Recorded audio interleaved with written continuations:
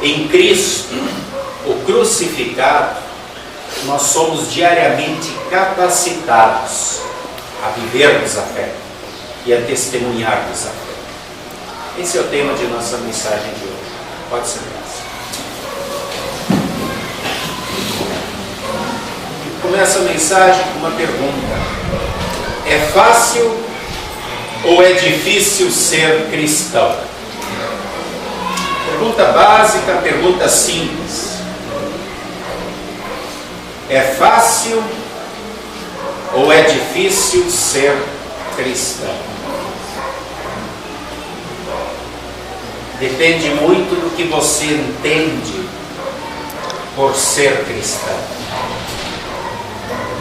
Depende muito daquilo que você busca em Cristo. Depende muito daquilo que você entende que é igreja. Hoje em dia, nós vivemos num mundo, principalmente aqui no Brasil, onde uma onda gospel tomou conta das pessoas. Vemos propaganda na televisão de jogador de futebol, de empresário de sucesso, de comerciante de sucesso, de ex-condenado, ex-prostituto, e agora com uma grande vida de sucesso, dando seu depoimento e dizendo: eu sou, e diz o nome da igreja. Como se o pertencer àquela igreja estivesse atrelado a se ter sucesso. E nesse mundo gospel de hoje, sucesso sempre quer dizer aquilo que, aquela música antiga, que se canta há muito tempo, na virada do ano: muito dinheiro no banco, saúde para dar e vender. Isso nas igrejas, na grande maioria das igrejas, hoje também quer dizer sucesso, saúde e dinheiro. Vemos por aí muitas frases em adesivos, em carros e em músicas que todos conhecem. Eu não sou dono do mundo, mas sou filho do dono. Eu quero tomar posse do que é meu, buscar a minha bênção, buscar a minha unção. É vitória, agora é só vitória e vitória.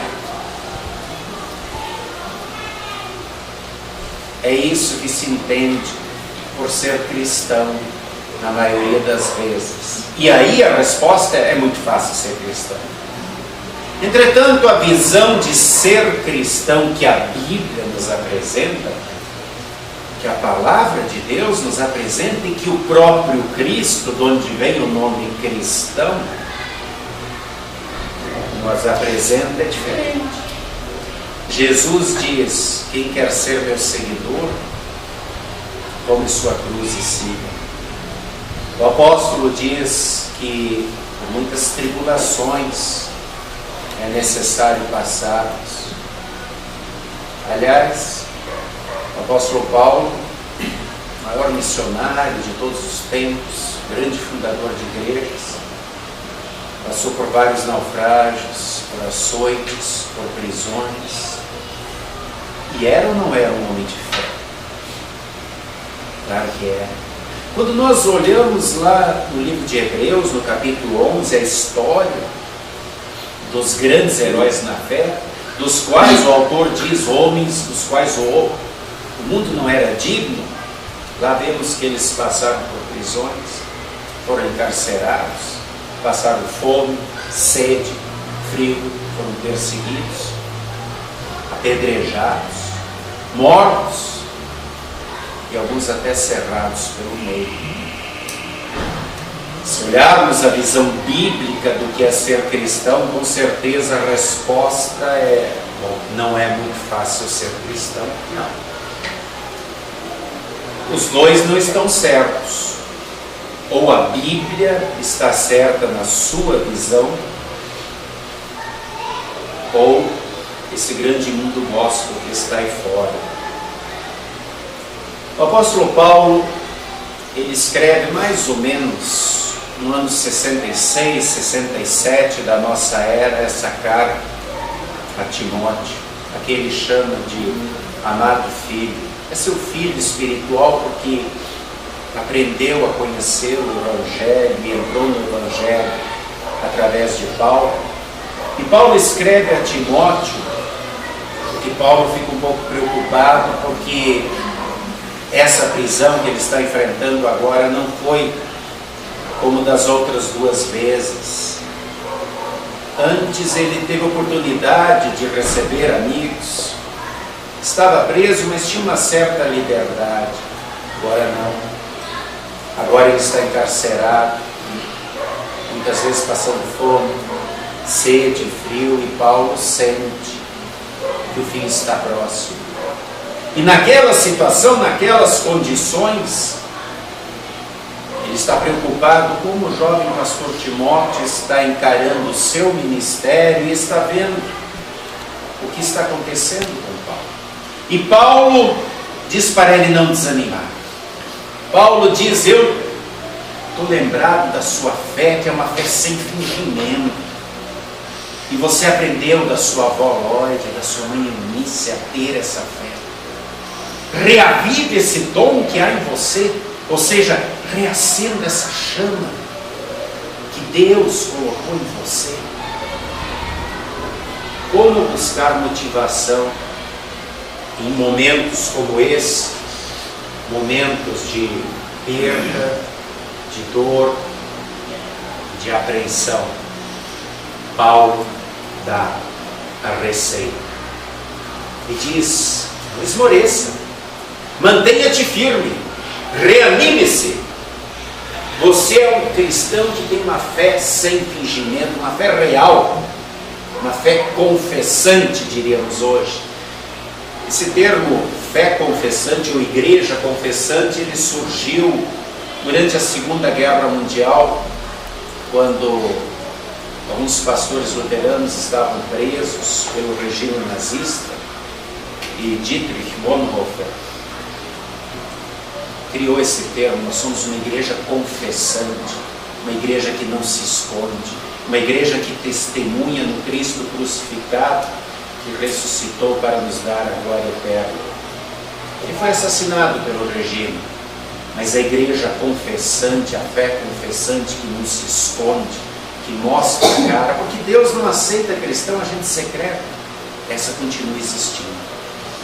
E essa Deus espera encontrar em mim, espera encontrar em ti também.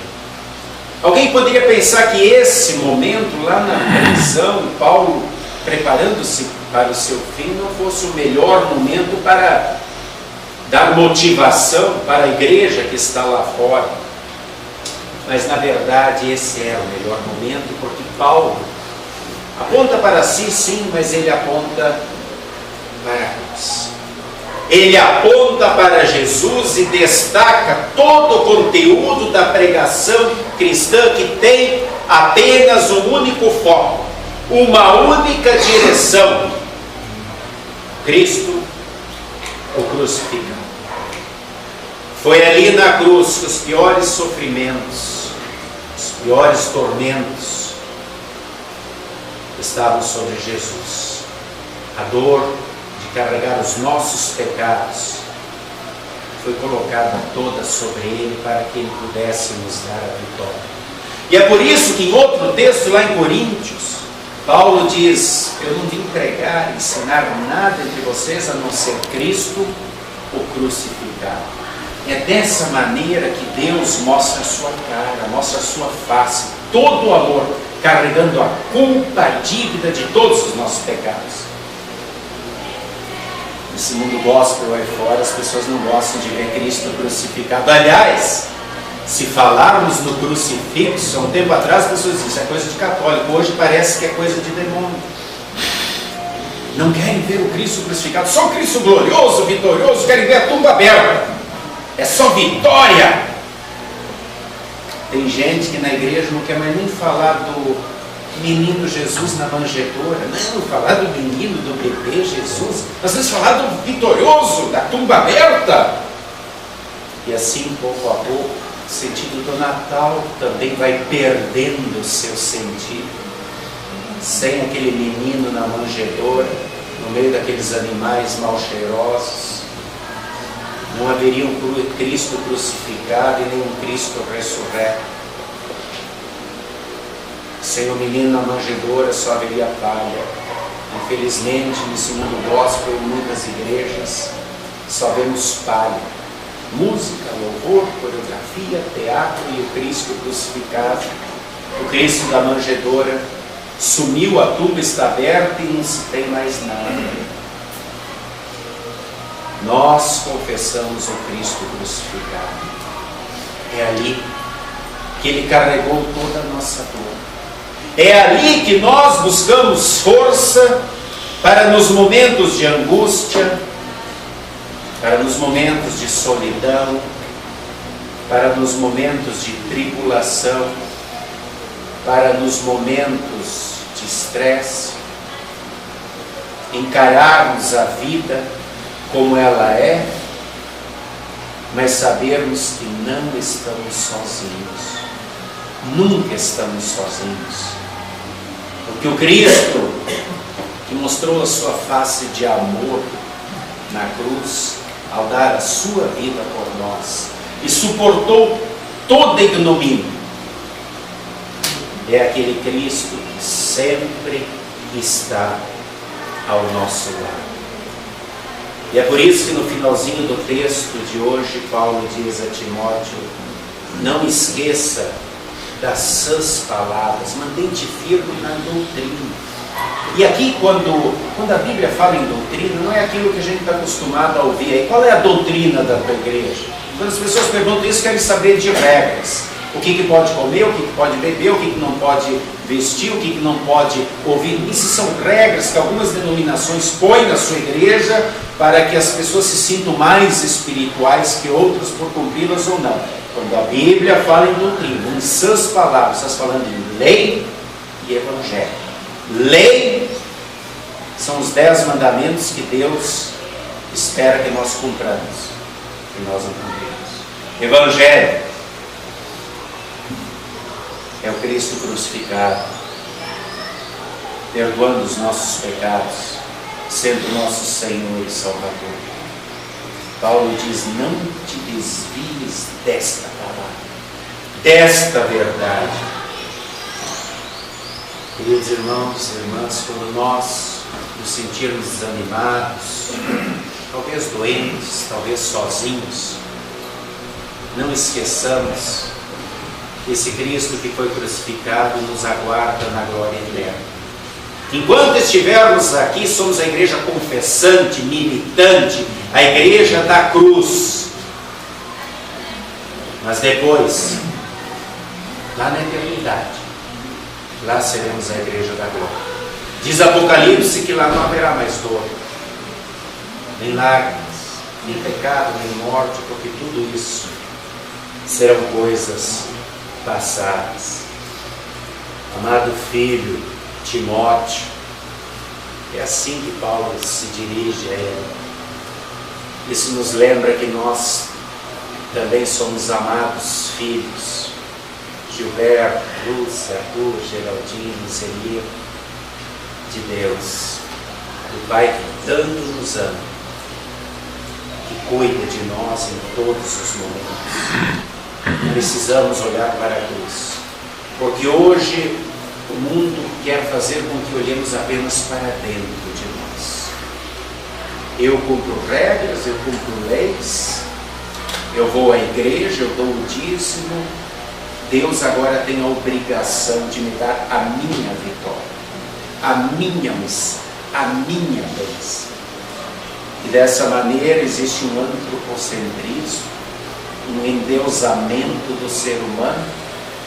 E infelizmente eu acho que muitas vezes Deus tem que dizer a mesma coisa que diz lá no Antigo Testamento, em Oséias capítulo 6, versículo 6, quando ele diz: eu estou enojado dos vossos sacrifícios, das vossas ofertas.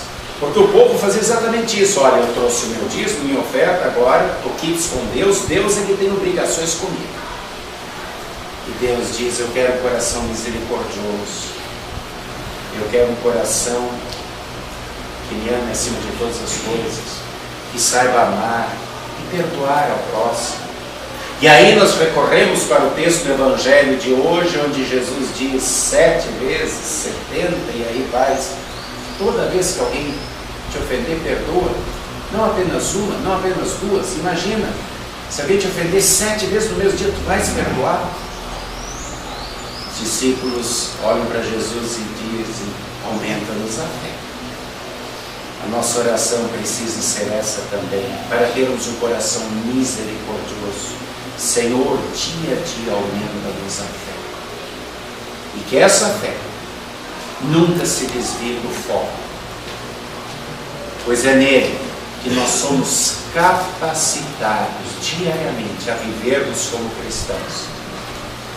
Estamos na época do Pentecostes, quando lembramos do crescimento da igreja, e aí olhamos para os mártires, começando lá em Estevão, para todos os outros mártires que foram perseguidos, mortos por causa da sua fé. Passamos pela época da Reforma e chegamos nos dias de hoje. Li na internet essa semana que mais de 100 mil cristãos são mortos todo ano. Muitos em países comunistas como a Coreia do Norte, a China, mas a grande maioria nos países onde o Islã governa, porque se você não confessar a Allah, você é morto. Se você disser que Cristo é seu Senhor, você ainda é morto. Nós aqui no Brasil vivemos a onda gospel. Todas as portas estão abertas. Se confunde muito o que é igreja. Não sei até quando vai ser assim. Mas pensemos bem naquela pergunta que eu fiz logo no início. É fácil ser cristão ou é difícil ser cristão? Depende